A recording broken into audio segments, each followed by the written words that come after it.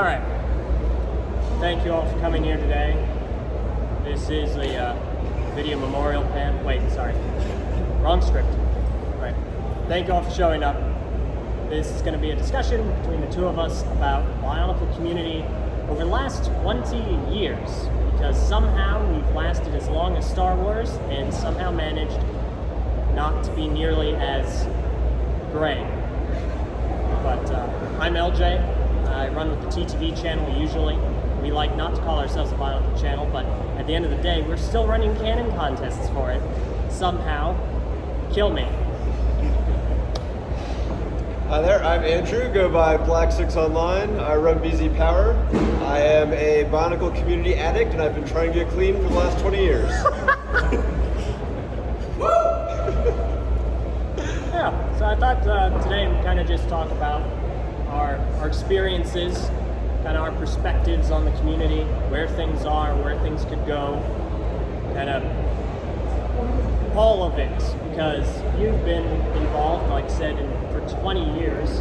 I've only been in, I guess, doing things for about 11.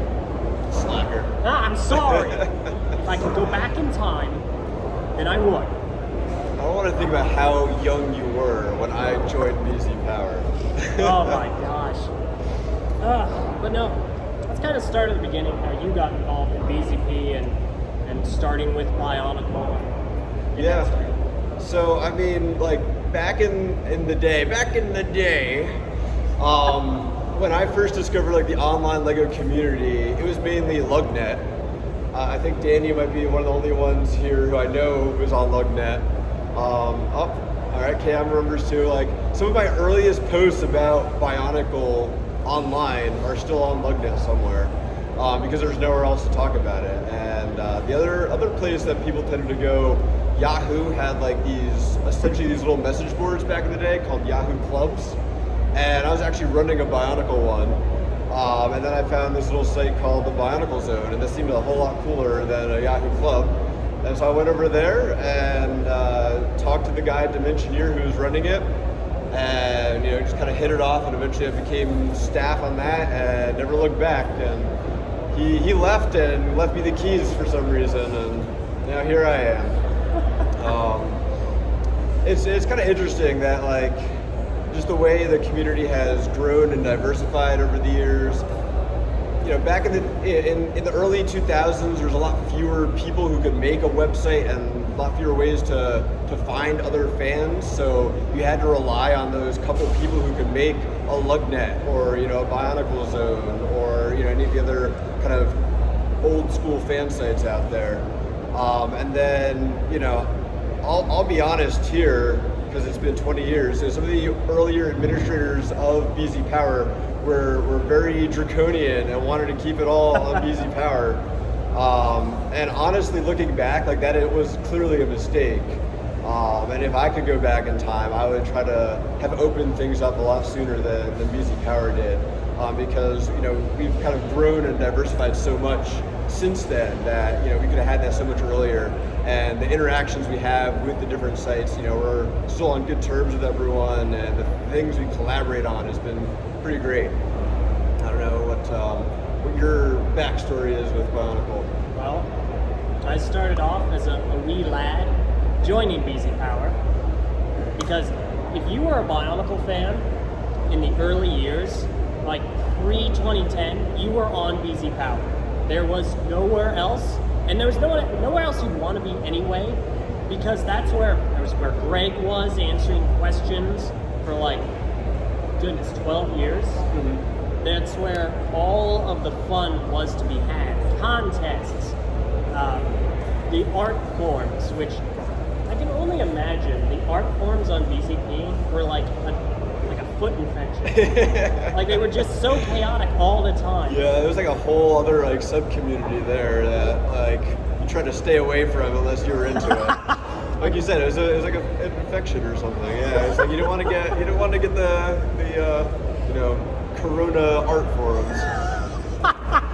To use a modern parlance there. So that's where I was. I grew up on the art forums. So you weren't on Mask of Destiny? No, I know, shocking, but I was not on Mask of Destiny.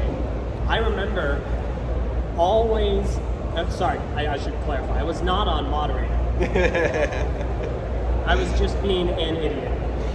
But no, BZP was the place you wanted to be because that's where everything was happening. And it was fascinating because the Bionicle community has always had unique cultures. We've always had these running jokes, these ways of going about things, these perspectives that are almost intrinsic to the Bionicle community. But BZP was, it had that, and then it multiplied it because every subcategory had its own culture. You had art, you had kits, you had storyline and theories, the RPGs, off topic. Like they all had these unique flavors. And so I started off on BZP in 2005. No, that's been too long. Ignoring that, I spent a year not doing jack freaking squat because I didn't know how to post. And so in 2006, I finally started integrating myself. And in 2007, I started making comics. I'm sorry. I'm so I was just going to say, that is where our headaches began. There's no problems on BZPower before then. If only. The four nations. No. But I started there. I started making comics, and that's where I kind of started interacting with people, having people find stuff that I've been making and following it. And then that eventually branched off in time into making videos. I became part of a podcast, because for a time BZP had its own podcast. Mm-hmm. And that podcast, it inspired another one, an independent BZP podcast. Literally, iBZP was what it was called. And from there, it sprung into a YouTube channel and became what it is now. Now it's a smaller channel. We have 63-ish thousand subscribers. So a nice even 2,000 views a month, which is, we're still going strong, everyone. It's great. But now we've definitely done a lot more. We're part of the Ambassador Network. We do contests. We do so many different video series, reviews, and podcasts, and all sorts of stuff. And it's been interesting over only 11 years to see how much everything has changed and shifted and become something so different than what it was before. So that's kind of where I got into things. Yeah, and I mean, just like all the different activities that have sprung up, like I got my Bio Cup shirt on right now, you know.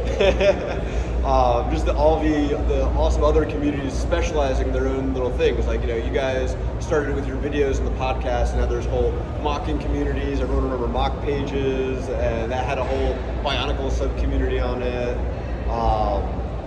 You know, there's so many other different things. Now we've got like the fan games and stuff, with you know, revitalizing old games that were never released or making new games, and it's crazy to see all the work they're doing, like all these years later. Like I've been, like we had fan created games back, you know, in the early days. That was like RPG Maker 2000. Yeah. Yeah, before like 3D modeling. Like everything is so much more accessible now to create all this awesome stuff and share it. Yeah. It's, gosh, I remember some of the old games. They were just 2D side scrollers, mm-hmm. using like Rage 2.0 or something. And see, that's the thing. It's like, it's such, like, I struggle to think of other communities and other groups, even within LEGO, that are quite as multifaceted. Like, you had games, you had these long-reaching stories, you had, again, all these in-jokes and in-sayings and phrases like filter, like heck, even just getting banned was its own, it had its own stigma to it, its own thing you remember. And there are all of these different things, and you don't find those anywhere else.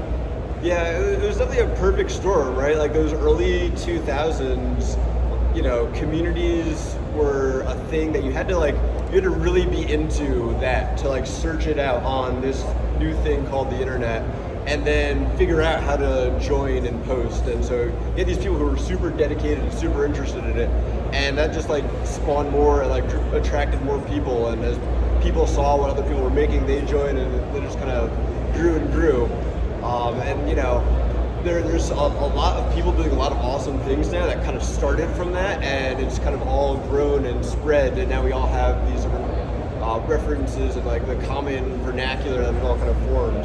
And Bionicle itself was a huge part of that because it was such a unique theme from Lego, right? It was like one of the first real storyline-driven themes, and it encouraged all that other stuff that other Lego themes didn't do. The artwork and the comics, it was things that it did in Bionicle that was like, oh, it's not just about the sets and the pieces. We can do artwork, we can do music, we can do games. That was also so new to Lego.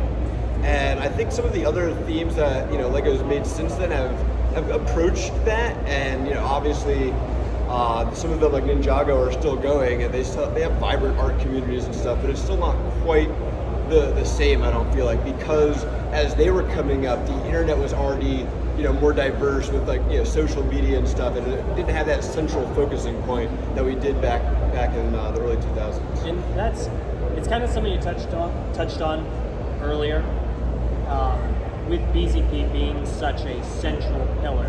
You're saying, if you could go back, you would change that. And I know some other smaller splinter communities have even suggested that might have been a mistake too, but we're not going to talk about it. They don't exist. Forget about it. But kind of thinking back on it since, and really thinking about BZP's role and everything, like I feel like a lot of the critique and criticism that comes from that only comes from the fact that eventually tech issues persisted, there were huge dataclysms, there were crashes, but in a way, Bionicle and its community kind of needed that centralization, that one place to congregate and have all these different cultures and different experiences, and just have almost an experience in and of itself. Because now with Ninjago, which is Bionicle's closest living relative, which I think is fair to say, they're awfully similar in a lot of ways. Yeah. Ninjago it's learned a lot from Bionicle, from preceding storylines. Ninjago has a thriving community. It has a great, great, expansive group of people that do a lot of creative things. And I often find myself yearning for a place like BZP for Ninjago, where you can go and you can get a unique Ninjago experience that's just unto itself. Something so unique that you're going to look back on in 20 years and think, I remember being there. I remember all the different posts, all the different in-jokes, all the different things. And again, even within Lego, it's hard to find that. And I wonder why sometimes, because it's not like there haven't been other really fantastic story-driven themes. Exoforce, Mars Mission, not quite, but... I grew up with Mars Mission. Yeah, I feel like Rock Raiders might be one of the other ones that has a good community around it. But yeah, not a lot of others, and it was just, like I said, I think that just perfect storm would all just coalesce at the same point.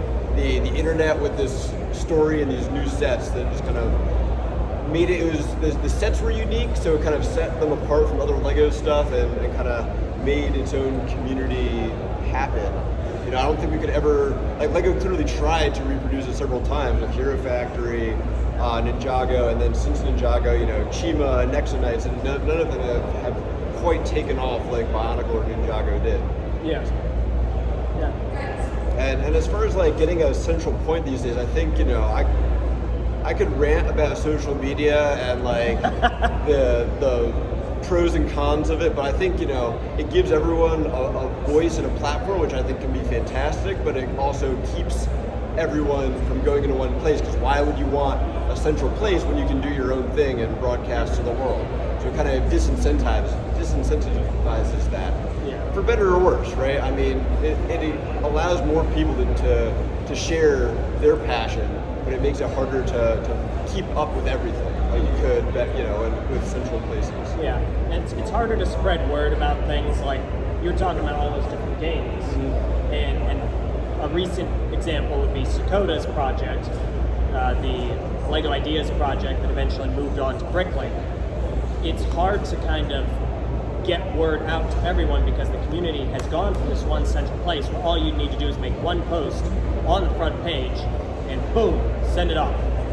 What Cam? You got a comment?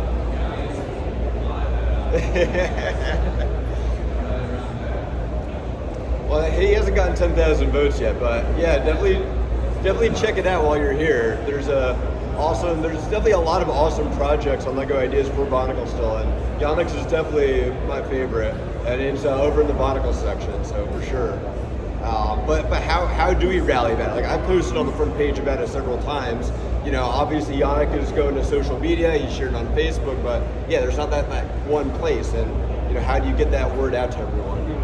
Because I remember with Sakota's project, just getting the word out was a challenge in and of itself. It was successful. It's one of the faster moving LEGO Ideas projects. It got 10,000 supporters in about 3 weeks, which is good, especially when they average maybe even 6 months to a year. We're seeing them a lot more now because a lot of these projects have kind of grown support gradually, and now they're eventually achieving that support around the same time. But I remember it was our respective sites, it was just too good, and it was a content creator on YouTube called Oboe Shoes, and he has hundreds of thousands of subscribers, and so getting all of these factors eventually got it there. Because Bionicle fans are everywhere. Like, it's perpetuated in popular meme culture several different times. And it persists because it was such a popular theme. It was massive. It was a pop culture phenomenon for years. Like, movies that were a huge deal, award-winning films, it sold more product. It's one of the most popular LEGO themes for several years. Yeah. It's definitely in the top 5 for like probably the first 6 or 7 years. Easily. It peaked twice, 2002 and 2006. So it was massive, and I feel like a lot of people don't realize exactly how big it was and how many people in the world still know it and still enjoy it. Yeah, even if they only bought a couple sets back in the day, they see a picture and they're like, oh yeah, that thing, I remember that was awesome. Yeah, and even if they only bought a couple sets, because of the way Bionicle was, you could go online and play the games and watch the flash animations and all that stuff. And so you didn't have to spend a lot of money to be invested in the storyline. And then if you find the community, then you just kind of get pulled in and strapped down, and then they don't let you leave ever. Please help me. Alright, I understand. But it's interesting now because even after 20 years, even after even 10 years since Bionicle ended, like it's still, I hesitate to use the word thriving, but I mean, there are dozens of people here in one place. This is always the largest annual gathering of Bionicle fans. And of course, this year is a little bit awkward because we have coronavirus. A lot of states are still lifting lockdown restrictions, and we weren't even sure this was going to happen this year. But it continually surprises me that it persists in the way that it does.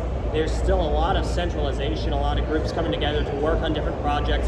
We have Bionicle Day coming up next month, or it might have already passed at the time of this recording, but on August 10th, all of these different groups are coming together to make this large, almost like E3 for Bionicle, where all these different projects get announced and showcased. And I can't say the same is there for other themes. And it's impressive in a way. It's impressive to see how much longevity Bionicle actually has, how much of an impact it made on so many people, even after 20 years. Yeah, I mean, there's like it's the cliche, the friends we made along the way, right? Like, how many of you guys are best friends because of Bionicle, right? Yeah. You know, I wouldn't be coming here for 20 years if it wasn't for the people I've met and just the relationships and stuff, and just how awesome everyone is, you know. It's, you know, you came for the sets and then you stayed for the friendships, I think. Yeah. And now, again, things are still, they're happening like crazy. You have all these different projects. You have all these different, I mean, obviously enough, you have a bunch of games being developed.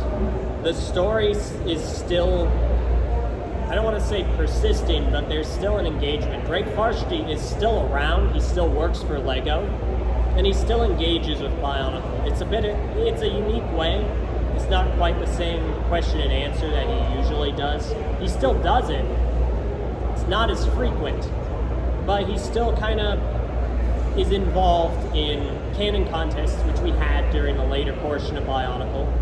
He's still kind of engaging with fans in that way after however many years he's been doing that. Yeah, I mean, and listening to a lot of the creators and people who are involved in Bionicle talk, like, just the impact it had on them and them seeing the fans still there. I mean, you know, we've got some awesome stuff coming for Bionicle Day, and all the people, hopefully you guys were able to ask some questions that were on the panel, because just amazing, just the number of people who are involved and are still interested and willing to talk about it.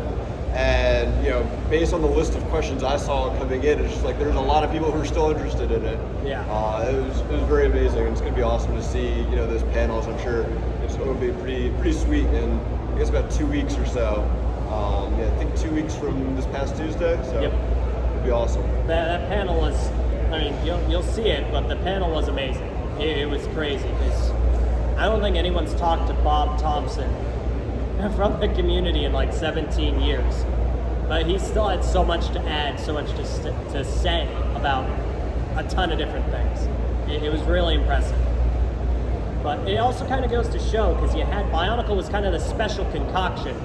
They brought all these different people from all different walks of life all across the world together to make Bionicle.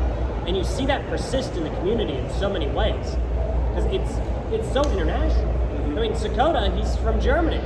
A lot of the folks working on these games, they're from other European countries. You have a bunch of fantastic mockists from New Zealand. It's all over the place. So Bionicle kind of, it gives into what was put into it. And in return, you see a lot of that persist. Yeah, it's crazy to see some of like the other communities that have cropped up. And you know, there's a huge one in France and Russia. South America has a couple Bionicle-focused communities for, you know, like the Spanish and Portuguese speakers. It's insane, just like, and how popular and thriving they still are. I know that the French fan site is like doing all these interviews and stuff to this day. Yeah. And thankfully they're translating some of that so we can take advantage of it too. Mm-hmm. Yeah, it's crazy because all of these things, and so many of them are group efforts. Like the games, they are obviously group endeavors. You have so many groups coming in. The contest, the canon contest, you have all these different groups giving input and trying to help inform how they can be run, rule sets, trying to make them as accessible to everyone as much as possible. 3D modelers, artists, mockists, people that like to create their own pieces in other ways. It's just all of it. All of these projects end up being collaborative efforts. And it hasn't really shown any sign of waning even after all this time, even after 2 cancellations. So I think, honestly, I do think the only other theme that could pull this off at this point, that could persist, that could have its community thrive after a theme ends, is Ninjago. Oh, they're going to say Galador. That was 2018, was a weird year, okay? Yeah, and you know, we don't have a centralized place for it, but I do think that because we all remember like how the community came up, and these days a lot of the people running these different communities, we talk a lot. Like I'm in a Discord, you know, we're in a Discord server, me and Eljay, Masterpiece, and BioCup, Red Star Games, Beaver House. We're all talking like all the time about, you know, how we can collaborate and what each other are doing so we can, you know, help advertise and make sure everyone's aware. And I think it's kind of because of, you know, we all knew each other from back in the day when we were in one spot, that we can continue to have those channels of communication and now those partnerships between each other to help make things like Bio Day happen. We also do plan assassinations, so if certain Bionicle fans do just drop off the face of the earth, that is us, the Bionicle Illuminati. You are welcome. You are also next. You know who you are. But no, it's fascinating. It's impressive in a lot of different ways. But what's next? What do you think the next big thing is going to be for the Bionicle community? Yeah, I don't know. It's I'll tell you what it's not going to be. It's nothing Christian Faber is doing.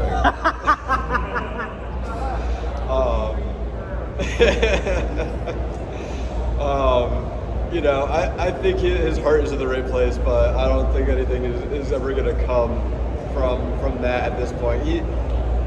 I've said it many times. Like, I think Christian Faber has some amazing ideas, and he has like such a great imagination. But he was an ad agency executive, so he's great at coming up with the ideas and not necessarily seeing them to fruition. And that's what he did for Legos. He came up with the ideas, and then Lego saw them through, and now we're all here. And it was kind of that combination. So unless he can find someone else to work with, maybe then we could see something, but I don't see that happening. As far as the community in general, I don't know. There's all sorts of projects going on, and I just don't see that stopping anytime soon. I would love to see some more ideas projects, at least get 10,000 votes. I am a little concerned by the fact that Sakota's project didn't reach the crowdfunding goal. What that message is going to say to Lego. Obviously, us as fans, we all know there's a lot of different opinions around that project, and everyone, as we've been saying, has their own different thing that they see, their own favorite parts of Bionicle, and it's hard to condense that into like one thing to rally the community behind. And I hope we can do that at some point. I mean, we saw the fan vote for the next anniversary set. Bionicle kind of crushed that with coming into the top 3 there with like by a landslide. It was the number one. Yeah. So we'll see if anything comes out of that, but I don't think we should not be relying on the outside, on Lego or on Christian. It's kind of what we as a community want to do. And I think the Bio Days are a great thing that we've been doing, and I hope to see those grow. And this year is going to be hard to top, I think, with all of the people we've got, but for the 20th anniversary, it's definitely a good one. So we'll see what we can do from there. How about you? Yeah, no, I agree. I think that the persisting of all these projects, it's going to be important. On Lego Ideas, I know we've talked about this before, kind of sending that message back to Lego time and time again, like, listen, there is an interest in Bionicle. There's so much more you can do with it that just isn't being done with it because it is so unique. Personally, I think it could exist as a system theme very well. Not just because system is popular and it's obviously ubiquitous with Lego, but because Bionicle had this rich culture, this rich lore. It does, I do speak English sometimes. It does so many different things in a unique way that a lot of other themes just don't do. They're either flashes in the pan, they're only meant to be around for a certain amount of time, and they're not called video, or they're based off of pre-existing properties. And they rely so heavily on those themes, those already pre-existing IPs, to do well. Star Wars, obviously, is a massive theme with a massive community. There is very little centralization in Star Wars due to its size. But it's always going to persist and do well because Star Wars is such a pop cultural phenomenon. It's just that big. I'm sure everyone's heard the term too big to fail, but Star Wars in a lot of ways acts that way, as long as they don't release The Last Jedi again. That would be a mistake. Listen, man! But, yeah, it's just, you have all these different themes and properties, and Bionicle can do so much with itself. It can be so much bigger. The thing is, like you were saying, we can't rely on Lego to bring that to us. They have different priorities. They usually come in the form of dollar signs. Those are their priorities. And if they don't think that Bionicle could sell, and I don't think Lego can handle it well right now, then they're not going to try. They're not going to try and see that through. I think Bionicle still has a presence that could do very well in stores. The problem is, it hasn't as of late for a variety of factors which consistently prevent it from doing well. Because again, this used to be its largest theme. It saved the company. I know you Ninjago folk are going to be like, yes, we've heard it before, but it did. It genuinely did. It sold more products than the population of 5 different companies or countries combined. It was a massive, massive theme that brought in millions of dollars in revenue and financially anchored the company in the early 2000s. How many other things could do that now? How many other properties have that staying power? it definitely has a lot of untapped potential.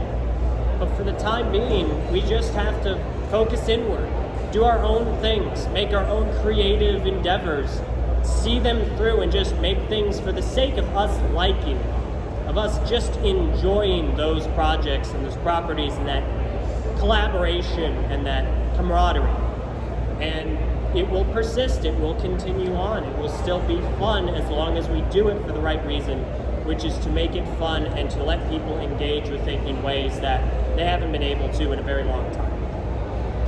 Yeah, and I think there's a lot of people doing that. I mean, look at Bionicle being one of the biggest sections here at BrickFair every year, so there's definitely no shortage of the fans, and I'm looking forward to seeing all the creations. I haven't gotten a chance to look at them all yet, but it's definitely something that's in our own hands, and I'm looking forward to seeing the other projects that are out there, and the storyline stuff that's coming out. The Biological Chronicle, Wall of History, all that kind of stuff. People sharing that passion and letting that keep going as time goes on. Yeah. What do you think about taking some questions? I think that sounds good. If anyone has any questions, I'll give a comic for free if you ask a question. Only if it's a good one, though. Yeah! Lazy. Go for it. What's up? He said he couldn't hear us. Oh. What? When's the next Minecraft Bionicle movie coming? So I don't want to say anything right now. The script's done. Come on up and get coming. Chris. I could look it up for you. I'll get back to you in a second. Thanks so much. I have a database. Do you think that the Bricklink project will succeed if it was just to hit the goal in 3 days, or do you think you can hit that? That was part of it. Like it was like, 40 days to raise the funds, but everything the core maximum hit that goal like in 3 days. So, right now, this has been a topic of conversation, obviously recently. The question was, regarding Dakota's project and Bricklink, obviously enough, it didn't get the funding it needed. It got to roughly a quarter/halfway, and eventually the other projects that got funded got the funding a lot quicker. The time gate for the entire thing, for all of it, was about 40 days. It was over a month. Everything that wanted to get funded, or everything that was going to get funded, got funded in about 10 hours.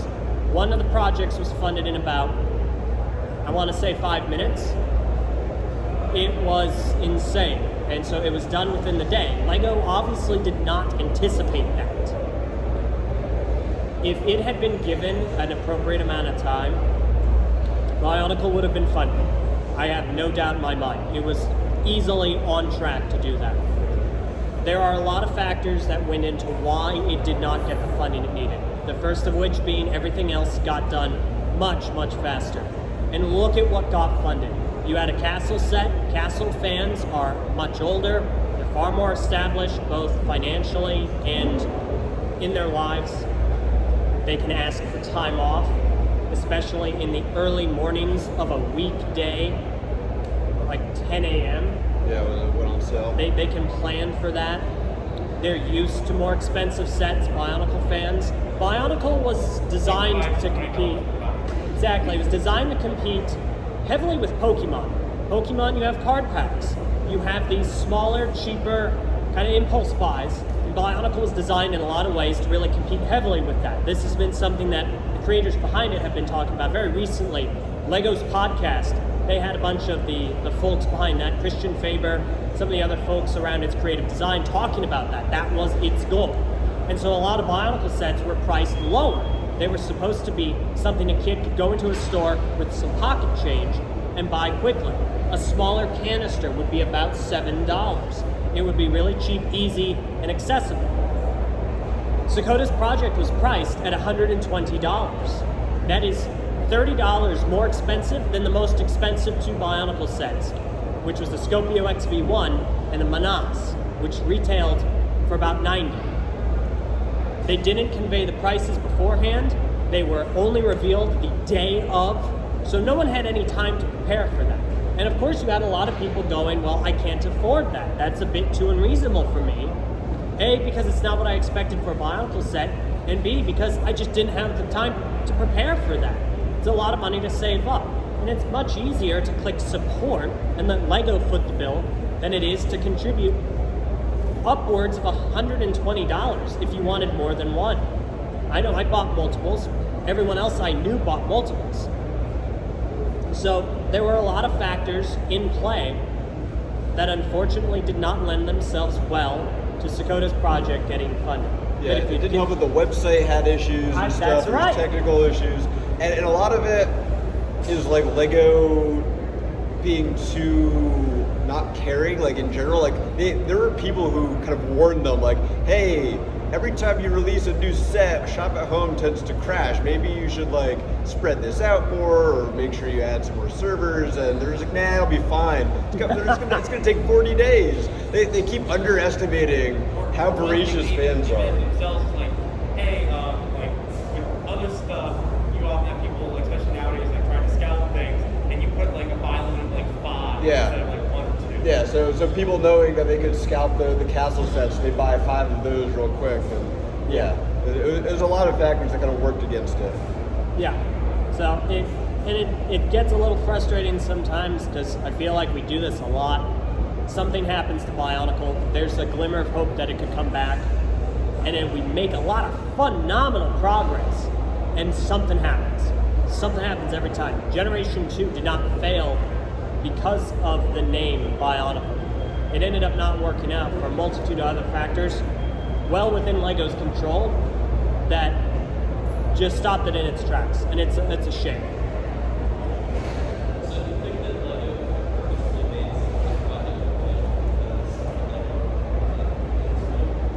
So the question is, do we think that LEGO might have purposefully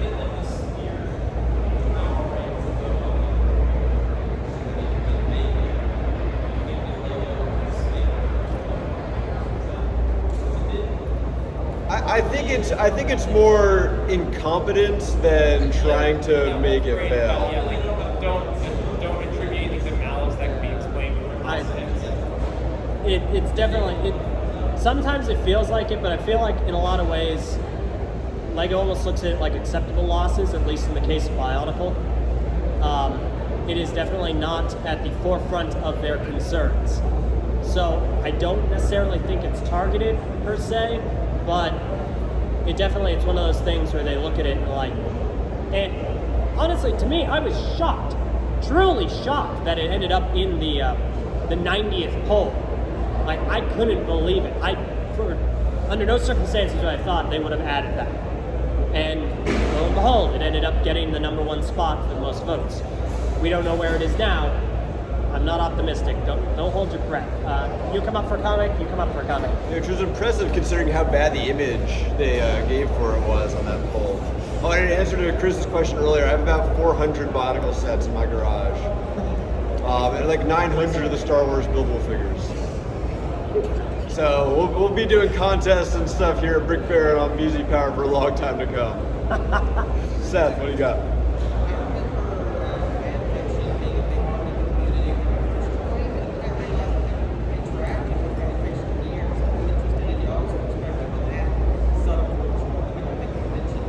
So, perspective on fan fiction. What's yours?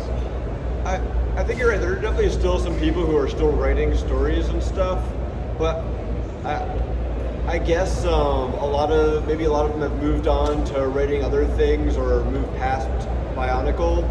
I think there's still a lot of space for people to write and create their own adventures in the Bionicle universe, and I do still see them. I don't know why it isn't as popular anymore.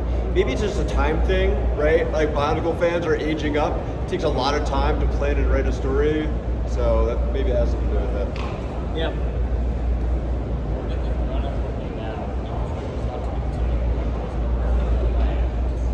G1 or G2? Where do we think Bionicle would be now if the story was allowed to continue from G1 if it had ever ended? I think it would be in the same place, personally.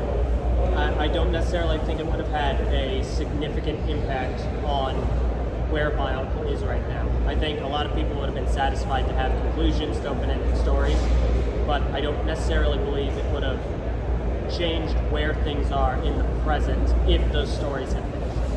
Yeah, I think there's only so many places they could go with, like, kind of how the story was evolving over the years and kind of writing yourself into corners here and there, and it had to. I think it had to reach some kind of conclusion eventually. With that whole plan and everything, I would have probably maybe the dinosaurs has become a boost with Jurassic Park movies or something.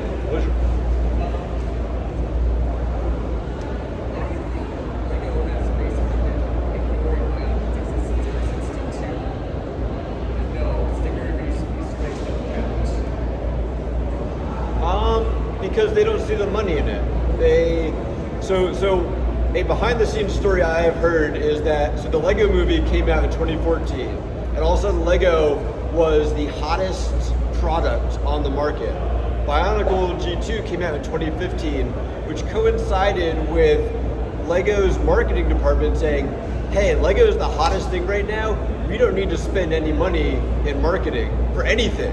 Right? It wasn't just Bionicle that got shafted in a marketing perspective. It was a lot of the themes, but because Lego is so hot in general, a lot of those themes sold, but Bionicle was different, so it just wasn't as popular and visible.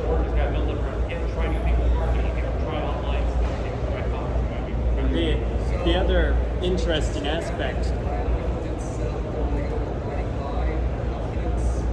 Yeah, it was just kind of they weren't willing to put the money behind it, and it didn't do well, and now they're my opinion is that they don't see it as financially viable because the bean counters don't want to admit, like they don't want to put two and two together, like, hey, we didn't spend any money marketing this year, this theme did bad, that must mean the theme's bad, not that we didn't market it. Like they don't seem to be able to make that connection sometimes. And you also have to remember, right, Lego is this huge ginormous group of companies that, a lot of different departments don't talk to one another. So we know there are tons of Bionicle fans in the design team. Some of them who came through BZPower and the Bionicle community. One of them is here this weekend. And so we know there's passion within Lego, but it's just getting the different groups to talk to each other. And the ones who hold the ultimate power just don't care. That's my opinion. Yeah, it's also a lot of people within Lego that might have been around for Bionicle have either left or are focused on their current projects and endeavors. Like Lego back then is different from the Lego now. And that's going to change priorities, that's going to change your perspective on older themes and their value to the company as a whole. So. Coming on to another question, where do you guys think the story for Bionicle G2 would have ended up if we got good marketing and that it had actually been they'd actually been successful in pushing it and keeping it going for longer? I think it could have persisted pretty well. Yeah, I mean, I think with G2, they were trying to go more of the Ninjago route, where every year isn't so dependent on the past, and they could kind of do an original thing each time. So that could have potentially given them a lot of runway to do a lot of different things. We know there was a third wave planned, and I'm sure they had ideas for way beyond that. Yeah, I agree, because Ninjago has done really well because it learned from a lot of the failings that Bionicle had, and then they kind of tried to learn from Ninjago and apply it to Bionicle.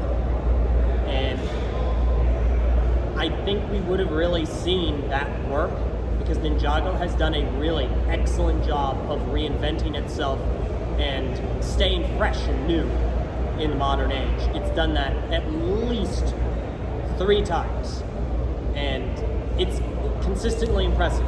So I think Bionicle would have done well in that sphere. I think that a lot of the older community would have eventually learned to accept new Bionicle as not necessarily better or worse, but different.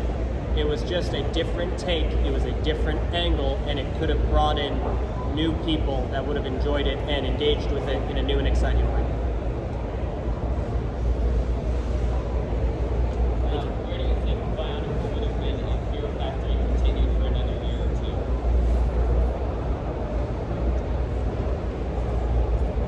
Yeah, that's a good one. Like, I thought Hero Factory had a lot of potential, especially the invasion from below wave where they were kind of doing the minifig thing. And I was hoping that like that could have coexisted with Bionicle when Bionicle was coming back. Yeah, I mean they tried doing it with G2 and Star Wars. So, you know, I think if Hero Factory had kept going, they probably wouldn't have brought Bionicle back when they did.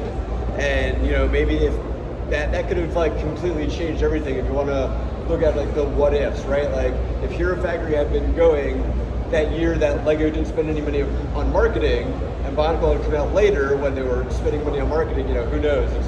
It's possible to say. I agree. So with the whole Great Spirit robot part of the story revealed back in like 2008, could either of you guys like see that coming, or did it catch you off guard? Were you really surprised? It caught me off guard, but then again, I wasn't a huge story person at the time. Yeah.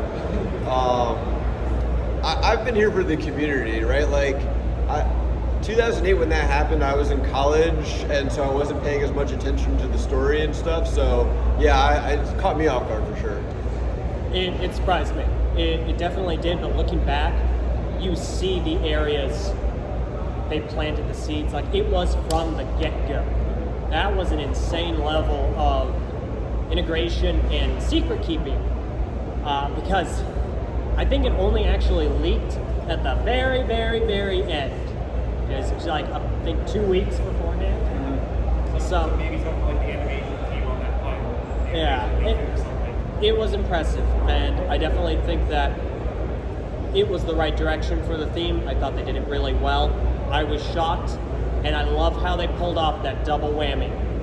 Robot, bye Matanui, it's Makuta now. Boom! Yeah. It was fantastic, I loved it.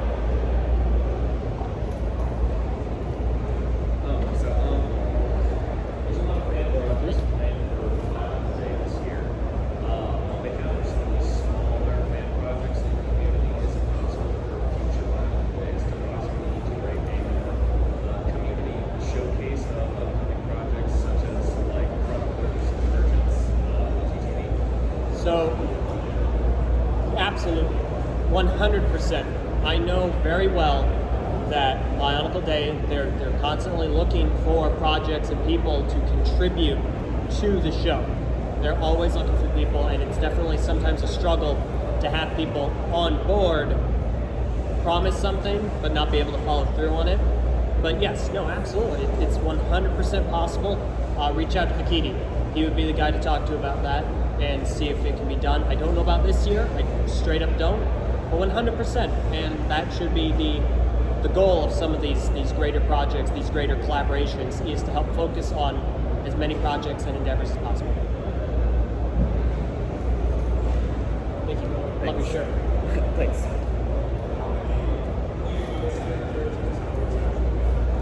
I don't remember the exact, so the question was how many votes did Hosrix get during the Hellrix Cannon contest? I don't remember the exact number, but I will tell you this, not enough! What was that? Yeah! Roll, fight the power! Wait, never mind. Come on up and get going.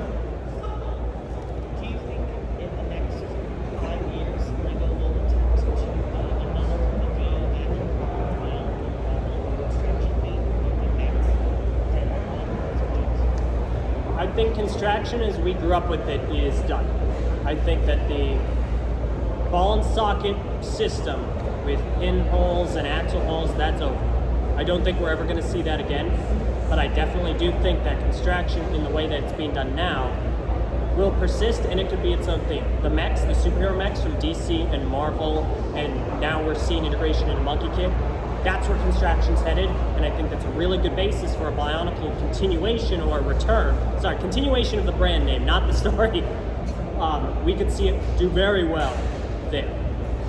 Yeah, I definitely agree. Like we see the pieces phasing out. They're not making them anymore.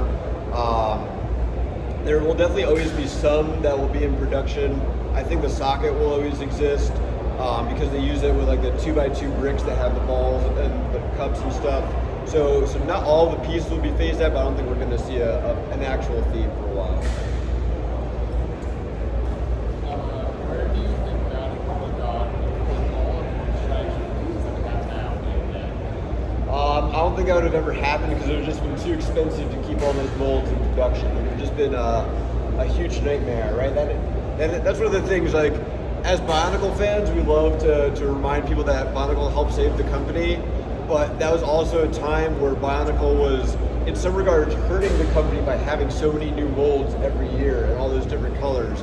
That was something that LEGO wasn't properly accounting for, and it was across all the themes, but Bionicle was definitely especially guilty of it.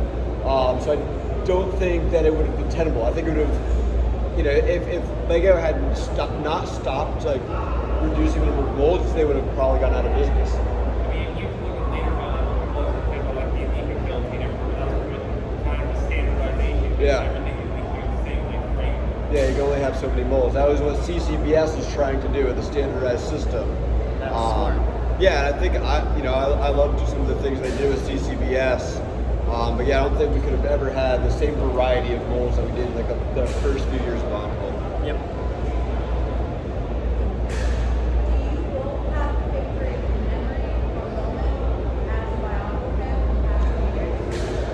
Favorite memory or moment as a Bionicle fan for the past 20 years? I can't answer this. Oh man, yeah, there've been so many. It's all like regarding the community, right? Like my first LEGO convention, Brickfest 2006 was definitely up there. Like finally meeting, I met like some fans one-on-one before them, but that was like the first gathering. 2014 New York Comic Con, definitely up there. That was just a huge amassing of Bionicle fans, and like LEGO made us feel like we mattered, and then they pulled the rug out from under us a couple years later. But that weekend was so fantastic, and that was definitely a solid memory as well. I know I have two. One of them was the first time I got to help interview Greg Farshty back in 2014. We were all joking around before the recording started, but we have the recording. We were joking around, and I said, "Yeah, no, I'm a big fan, Greg." Nerding out, the huge. And I was like, "Yeah, I've got all the books right next to me." And Var, one of the co-hosts of the interview, was like, "Yeah, he's a big nerd." And Greg, without skipping a beat, was like, "Yeah, no, he's a man of good taste." I was like, yes! The other one is definitely when we finished our fan film Biocraft Chronicles and we premiered it. We were all sitting there watching it premiere and watching the comments come in as like 300 some fans watched it at the same time, and they're all commenting, they're all engaging with it, they're all like that one moment, it's like, "We gotta stop Marcuda, we gotta get him to get banned, say right now, type in the chat, ban Marcuda." And people started doing that in the YouTube chat right alongside everyone. It was euphoric. It was amazing. I could just give this to you later. Where do you think Bionicle would be if Fear Factor was never created? I don't think it would be in the spot. I don't think it would have come back. Yeah, because like Hero Factory is what they used as that platform to come up with CCBS. So if they hadn't done that, yeah, I don't know that they would have made another contraction theme at the I think it's time. already in-built contraction, so if they had to completely restart doing contraction, that'd make it even harder for them. Yeah, it might not have ever come back at that point. Yeah. All right, any other questions? All right, that's pretty perfect, because we're just about out of time. So thank you so much, guys. Appreciate you all coming out.